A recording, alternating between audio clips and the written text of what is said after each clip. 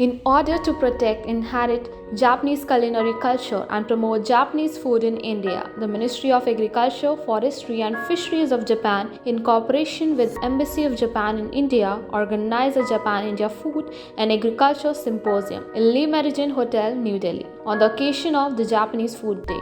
The Japanese-India Food and Agriculture Symposium will focus on sustainable food supply and agriculture investment. The topic to be discussed during the symposium include enhancing business collaboration in India, possibility of new technologies and methods for enhanced productivity, India-Japan roles for global system of sustainable food and agriculture, and deployment of advanced method in rural India.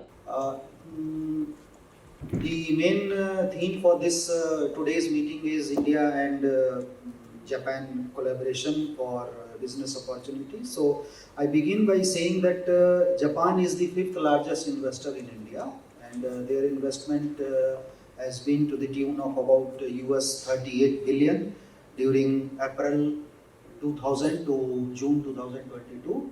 KAI was established 2008 December as a joint venture between Sumitomo Corporation and Kubota Corporation. The purpose of that establishment is to contribute to the Indian society for improvement of the food productivity by penetrating the agricultural machinery and mechanization. We are a $220 million asset under management fund. Started in Japan, 72 investments we have, out of which 14 are in India.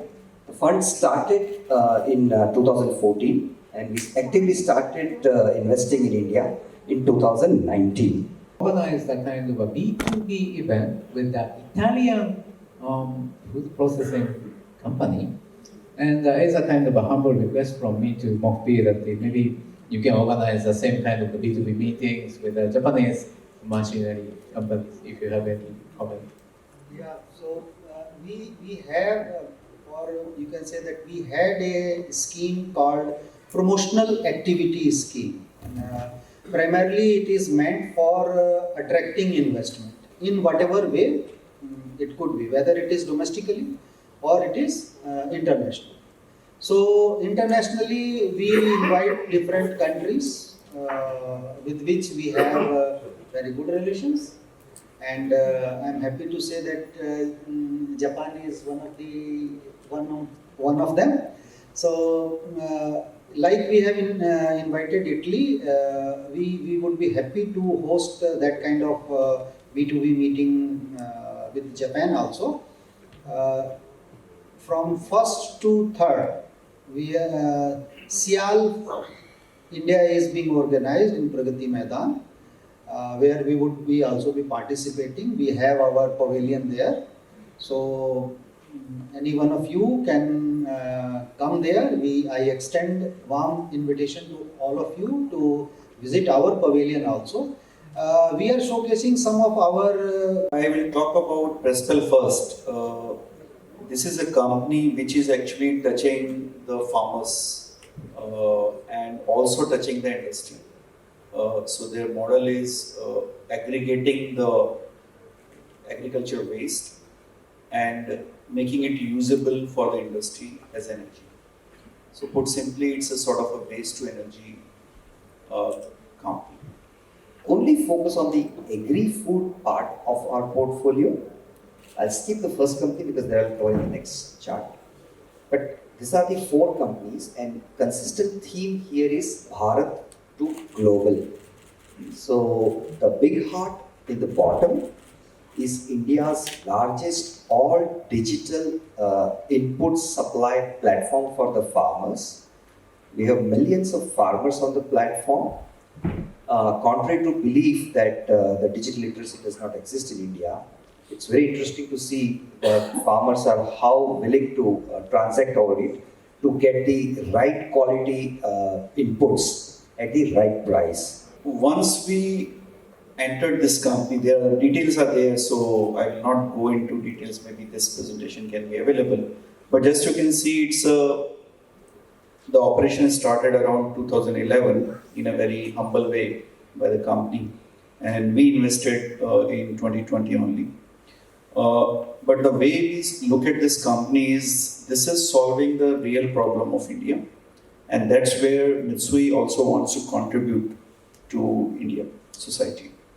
We have a lot of agri-produce that's of really good quality, but unfortunately what happens is when it gets aggregated, a lot of other things gets mixed up in the whole process, and then the aggregated product is not fit for export because it does not meet the export standards, be it on quality or residue levels and so on, right?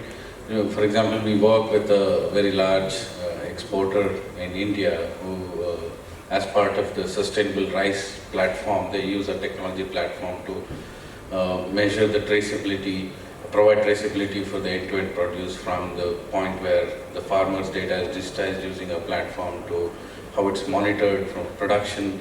And we have partnership with a testing laboratory which actually takes the samples from me to the aggregated producer, and only when that's independently approved, then that batch is then fit for export.